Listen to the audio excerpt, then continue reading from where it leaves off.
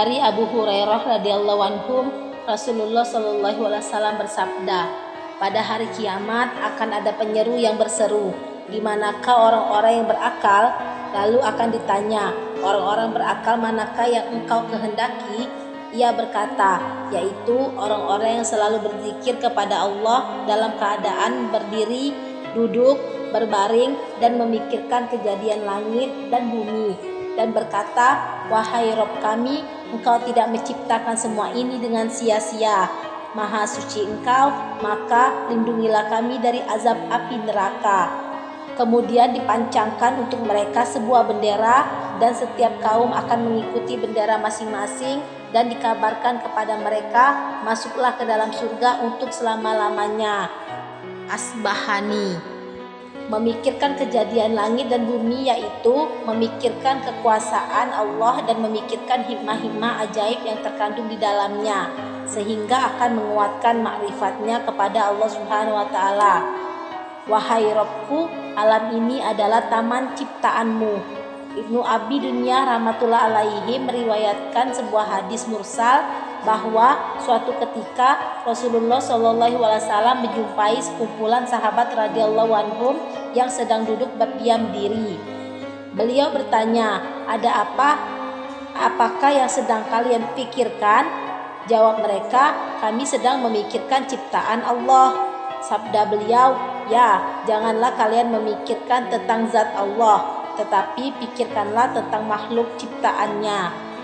Seseorang bertanya kepada Aisyah radhiyallahu anha, ceritakanlah kepada kami amal Rasulullah Shallallahu alaihi wasallam yang menakjubkan. Jawab Aisyah radhiyallahu anha, semua amal Rasulullah Shallallahu alaihi wasallam tidak ada yang tidak menakjubkan. Suatu ketika pernah beliau datang dan berbaring di tempat tidurku dan masuk ke dalam selimutku. Lalu tiba-tiba beliau bangkit dan bersabda, biarkan aku beribadah di hadapan Robku. Kemudian beliau berwudu dan sholat sambil menangis, sehingga air matanya mengalir membasahi dadanya yang mulia. Lalu beliau pun ruku sambil menangis, kemudian sujud sambil menangis.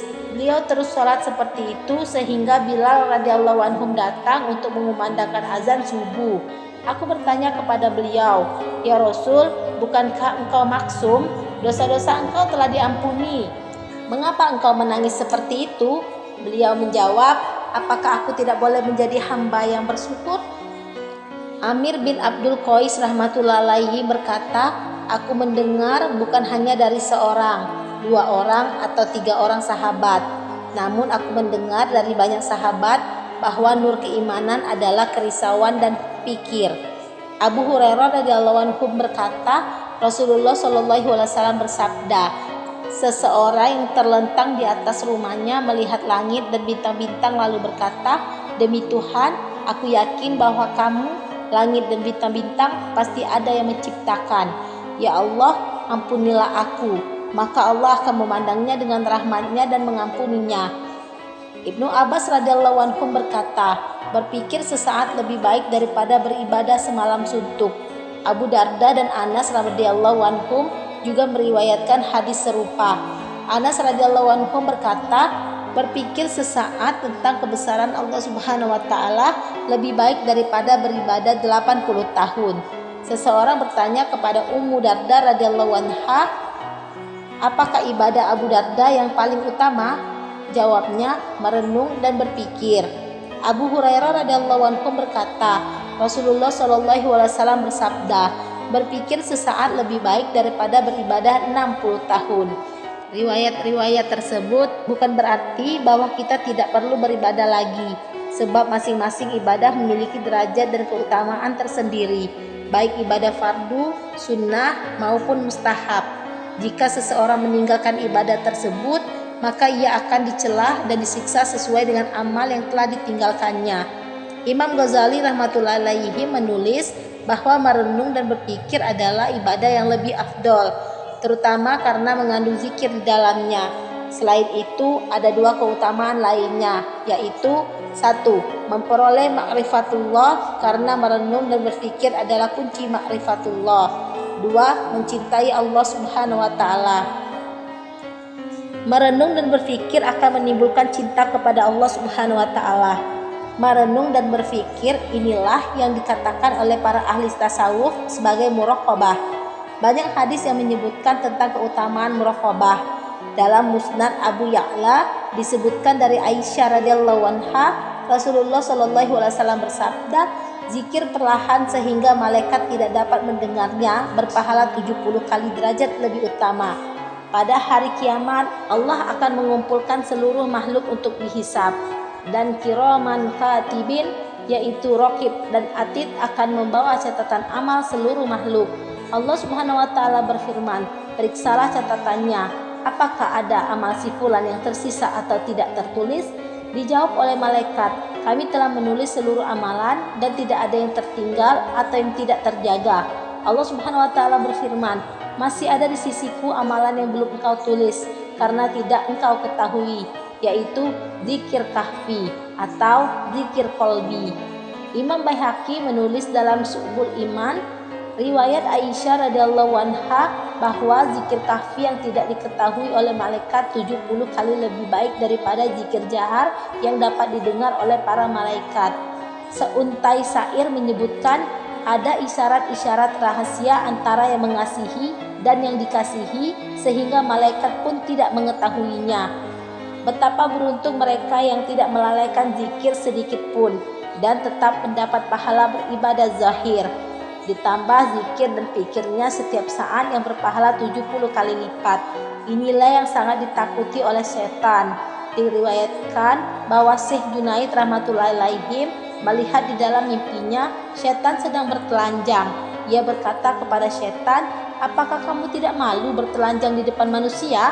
Jawab setan, mereka bukan manusia. Manusia sebenarnya ialah yang sedang duduk di dalam masjid Sauniziyah. Mereka membuat tubuhku kurus dan membakar hatiku. Junaid rahmatullahi alaihi berkata, aku pun pergi ke masjid Sauniziyah. Kulihat sekelompok orang sedang menundukkan kepala, sibuk bermuraqabah kepada Allah Subhanahu wa taala. Ketika melihatku mereka berkata, jangan kamu tertipu dengan ucapan setan. Masuhi rahmatullahi alaihi meriwayatkan hal yang sama, bahwa ia pernah melihat setan telanjang. Ia berkata, apakah kamu tidak malu berjalan di antara manusia dengan telanjang bulat? Dijawabnya, demi Tuhan, mereka bukan manusia.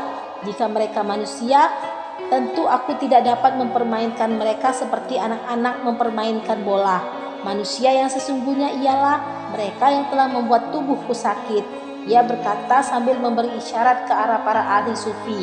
Abu Sa'id Al-Khazaz rahmatullahi alaihi berkata, aku melihat di dalam mimpi setan menyerangku, lalu aku memukulinya dengan kayu. Tetapi aneh, ia tidak menghiraukannya sama sekali. Tiba-tiba aku dengar suara gaib yang mengatakan bahwa ia tidak takut kepada kayu, ia hanya takut dengan nur hati atau nur keimanan. Dari saat radhiyallahu anhum, Rasulullah shallallahu alaihi wasallam bersabda, zikir yang paling utama ialah zikir kahfi, dan rezeki yang paling utama ialah yang mencukupi. Ubadah radhiyallahu anhum berkata, Nabi shallallahu alaihi wasallam bersabda, zikir yang utama adalah zikir kahfi, dan rezeki yang terbaik ialah rezeki yang paling mencukupi, tidak kurang sehingga tidak menjadi miskin, dan tidak terlalu banyak sehingga membuat takabur dan menyeret kepada hawa nafsu. Hadis ini sahih menurut Ibnu Hibban dan Abu Ya'la rahmatullahi alaihim. Rasulullah shallallahu alaihi wasallam bersabda, berzikirlah dengan hamil. Orang-orang bertanya, apa zikir hamil itu? Sabda beliau, zikir qalbi.